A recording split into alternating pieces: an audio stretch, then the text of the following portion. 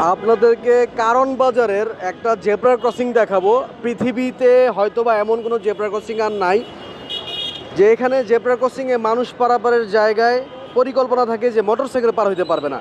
এই যে দেখেন, এই লোহার ব্যারিকেডগুলো দেওয়া হয়েছে যেন মানুষ পারাপারের জায়গায় মোটরসাইকেল পার হইতে না পারে, যার জন্য জেব্রা ক্রসিং দেয়া। আচ্ছা ঠিক আছে, এখন মানুষ হিসেবে আমি যখন পার হব তখন আপনাদেরকে আমি দেখাবো কতটা স্বাচ্ছন্দ্যে পার হওয়া যায় একটা দেশের জেব্রা ক্রসিং দিয়ে। এটা হচ্ছে কারণ বাজার মেট্রো স্টেশনের ঠিক নিচে। এই যে আপনি এখান থেকে এখন পার হইলেন, এই যে পার হওয়ার পরে আপনি দেখতেছেন জেব্রা ক্রসিং এর এই অবস্থা। একজন গেলে আরেকজন যাওয়া যাবে না।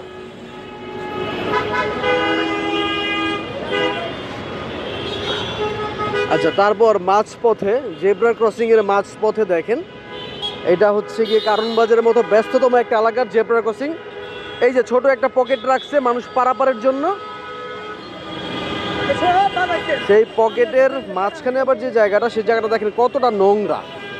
এই যে ময়লা আবর্জনা, এটা একটা জেব্রা ক্রসিং। এটা মানা যায় একটা সভ্য দেশে, যে দেশটা স্বাধীনতার আজকে 54 বছর 55 বছর হয়ে গেছে, সেই স্বাধীন দেশের জেব্রা ক্রসিংয়ের মাঝখানে এই অবস্থা। মানুষ যেন পারাপার হইতে না পারে তার জন্য যা যা করণীয় তাই করা হয়েছে জেব্রা ক্রসিংয়ে। এখন আপনাদেরকে আরেকটা দৃশ্য দেখাবো, এই পার থেকে ওই পারে যাওয়ার জন্য কি অবস্থা করে রাখছে। আপনি দেখেন জেব্রা ক্রসিংয়ে এমন একটা জায়গা ফাঁকা রাখছে যে জায়গা থেকে একজন মানুষ গেলে আরেকজনের দাঁড়ায় থাকতে হয়, আর ওই বাকি জায়গাটা যে ব্লক করে রাখছে টিন দিয়ে এবং মাঝখানে ময়লা দিয়ে রাখছে।